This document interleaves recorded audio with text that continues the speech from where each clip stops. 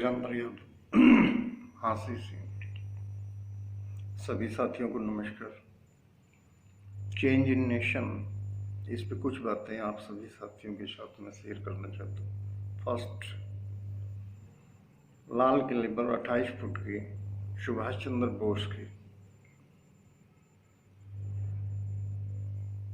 Granite की photo बनवाई गई। पिछले 75 वर्षों में पहली बार सुभाष चंद्र बोस की सही मायने में रिस्पेक्ट हुई।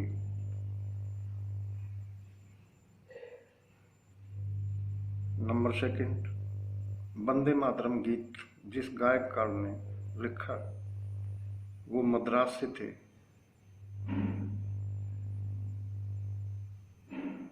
और उनको जो गायक थे पंडित ओंकारनाथ ठाकुर, उनको उस वक्त के गृह मंत्री और उप प्रधानमंत्री वल्लभ भाई पटेल ने उन्हें निमंत्रित किया। पार्लियामेंट में फर्स्ट टाइम देश आजाद होने के उपलक्ष्य में आप वंदे मातरम गाएंगे। उन्होंने कहा कि मेरी एक शर्त है, खंडित भारत में जिस भारत के टुकड़े कर दिए वहां पे खंडित वंदे मातरम मैं नहीं गा सकता।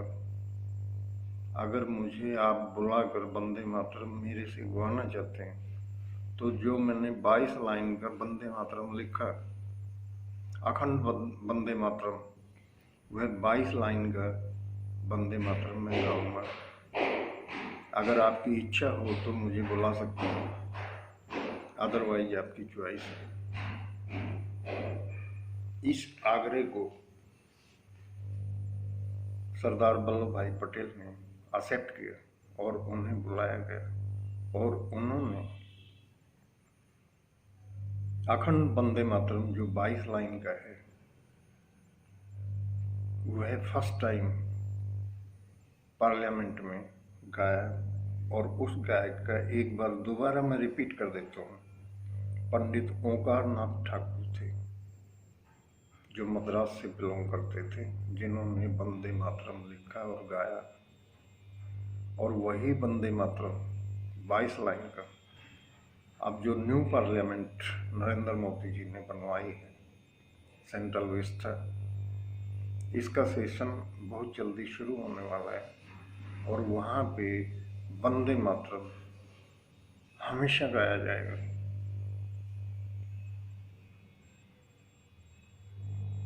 ये हमारा राष्ट्र बदलाव की तरफ जा रहा है,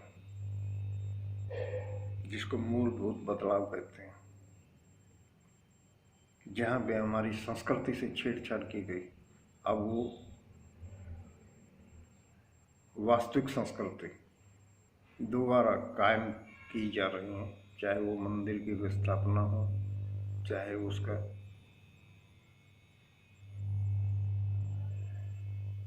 रिपेयर का काम हो, या मंदिर के बगल में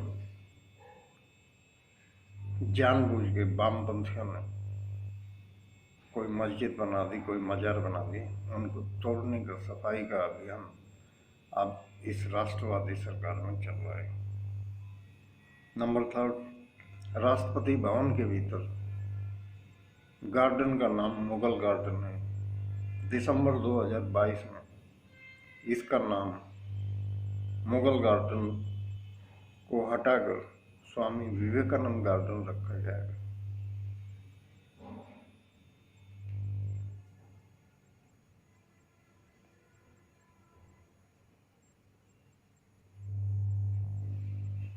नंबर फोर्थ, जनवरी 1948 सरदार वल्लभ भाई पटेल जी ने बोला, हमने जो कुछ देना था पाकिस्तान को दे दिया, अब हम उनके साथ कोई रिश्ता नहीं रखना चाहते।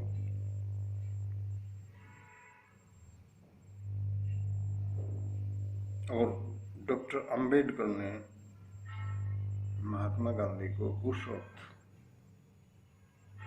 इडियट बताया।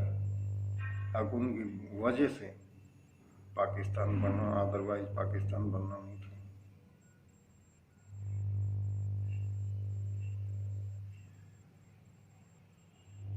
और जो धारा 370 जबरदस्ती जवाहरलाल नेहरू ने थोप दी, ये सरदार वल्लभ भाई पटेल का ही विवेक था। अब उन्होंने अपनी कलम से उसके नीचे टेम्परेरी लिखा ताकि इसको कोई भी राष्ट्रवादी नेता आएगा, ये टेम्परेरी अल्फाज उस वक्त काम आएगा। इस धारा 370 जो थोपी गई है जवाहरलाल के थ्रू, उसको कोई राष्ट्रवादी नेता तोड़ेगा और वो सारा क्रेडिट नरेंद्र मोदी जी को जाता है और हमारे अमित शाह एट परसेंट गृह मंत्री को जाता है। हमारी सेना को भी हम कहीं से भी कम नहीं आते। आर्मी, नेवी, एयरफोर्स, उनका धारा 370 तोड़ने में बहुत बड़ा योगदान रहा है। नंबर 5, देश की आज़ादी में आज़ाद हिंद फौज का उस वक्त 60,000 सिपाही थे। सुभाष चंद्र बोस ने जो सेना बनाई थी आज़ाद हिंद फौज, उसके 20,000 जवानों ने स्वतंत्रता के लिए आपने प्राणों की आहुति दी थी, तब जाके हमें आज़ादी मिली थी।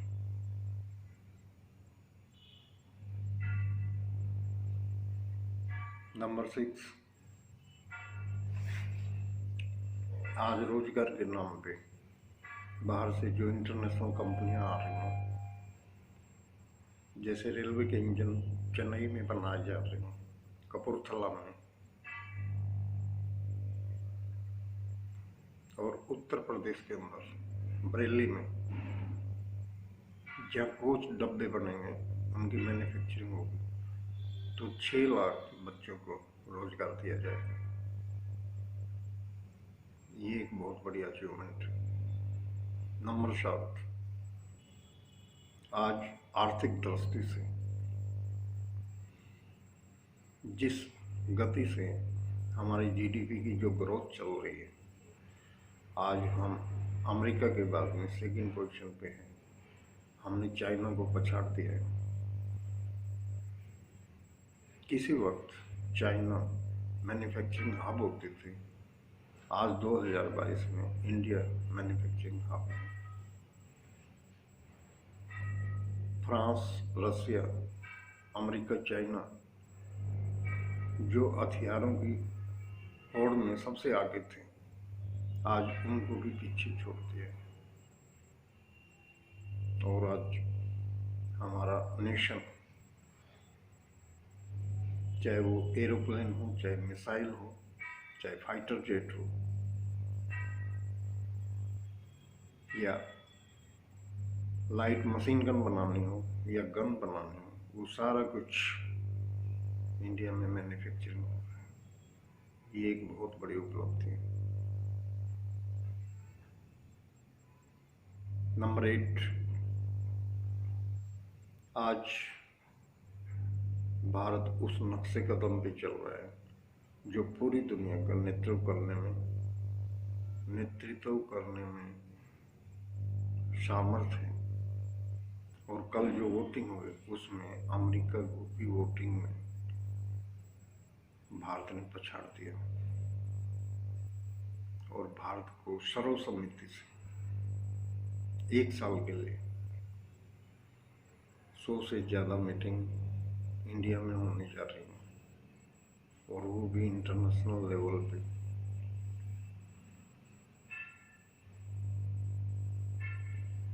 और चाइना को समझ में आ चुका है।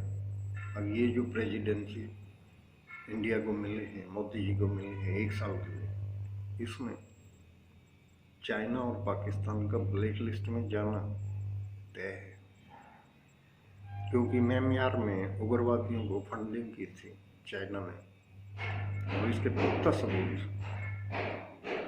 हमारी केंद्र सरकार के पास है, हमारे इंटेलिजेंस ब्यूरो के अधिकारियों के पास खुफिया रिपोर्टें हैं। तो अब उनका पतन होना तो निश्चित है, और पूरी दुनिया से पाकिस्तान और चाइना को अलग थलग करने में मोदी जी ने पूरा एटी चोटी का जोर लगा दिया।